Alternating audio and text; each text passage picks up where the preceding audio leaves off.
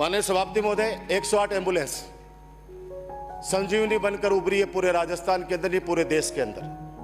राजस्थान सरकार और केंद्र सरकार का जॉइंट वेंचर है, दोनों मिलकर चलाते हैं इसको। लेकिन मुझे कहते हुए दुख है, मैं माननीय चिकित्सा मंत्री जी आपका ध्यान विशेष रूप से आकर्षित करना चाहूंगा, क्योंकि 108 एम्बुलेंस उन लोगों के लिए जो तुरंत कोई गाड़ी किराए की नहीं कर सकते, उनके पास इतना पैसा नहीं होता। हमारी 108 एम्बुलेंस उस पेशेंट को ले जाकर अस्पताल तक पहुंचाती है बिना किसी पैसे के, बिना किसी शुल्क के। आज निजी कंपनियां 2008 से लेके तब से लेके जब से ये योजना चालू हुई है, हम निजी कंपनियों को ठेका दे रहे हैं। मैं कह रहा हूं, आप सब विधायक महोदय, चाहे पक्ष के और विपक्ष के हो, आप अपनी आत्मा से सोच लेना। 108 एम्बुलेंस के कहीं पे टायर नहीं है, कहीं पर उनमें डीजल के पैसे नहीं है।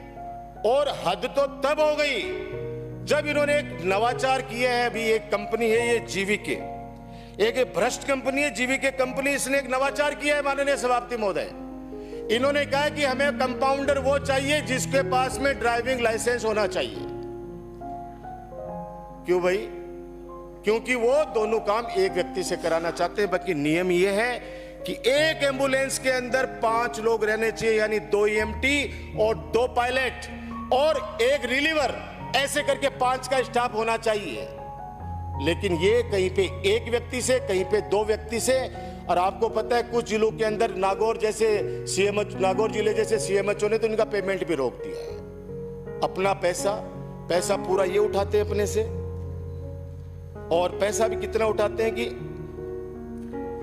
2021-22 में इन एम्बुलेंस के संचालन में करीब 199.68 करोड़ का खर्च हुआ है, जिसमें NHM से 88 करोड़ और राज्य सरकार से करीब 111 करोड़ रुपए का भुगतान किया गया है।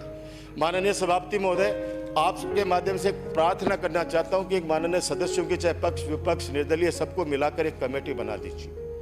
एक बार जाकर हम लोग इनकी ऑडिट तो करें, हम जांच तो करें एक बार जाकर कि किस कदर इन लोगों ने हमारा राजस्थान सरकार से, केंद्र सरकार से पैसा तो उठाते हैं जीवीके वाले, लेकिन वो पैसा आगे कितना दे रहे हैं, कितना स्टाफ को रखे हुए हैं, स्टाफ के नाम पर ये लोग कितना पैसा उठा रहे हैं, इसकी ऑडिट होनी चाहिए। माननीय चिकित्सा मंत्री जी, हो सकता है कि कुछ लोगों को ये समझे कि भाई हमारा कोई व्यक्तिगत है। मैं तो कह रहा हूं व्यक्तिगत किसी का कुछ नहीं होता है, हम सब लोग ट्रस्टी हैं।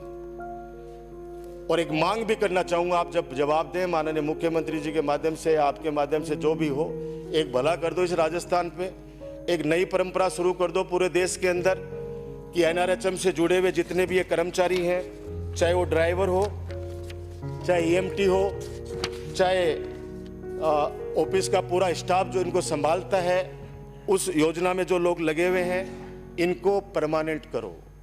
परमानेंट करने से क्या होता है, क्योंकि ये लाला की नौकरी करते हैं, उसकी मर्जी है उसको निकाल देता है, मर्जी है उसको रख लेता है। और इसमें नौकरी लगाने के अंदर कोई मेरिट की आवश्यकता नहीं है। इनको पास में ये बार्गेनिंग करते हैं कि हम 8,000 रुपये देंगे तेरे को, काम करना है क्या? दूसरा आ गया वो 7,000 में तैयार है तो वो 7,000 रुपये में।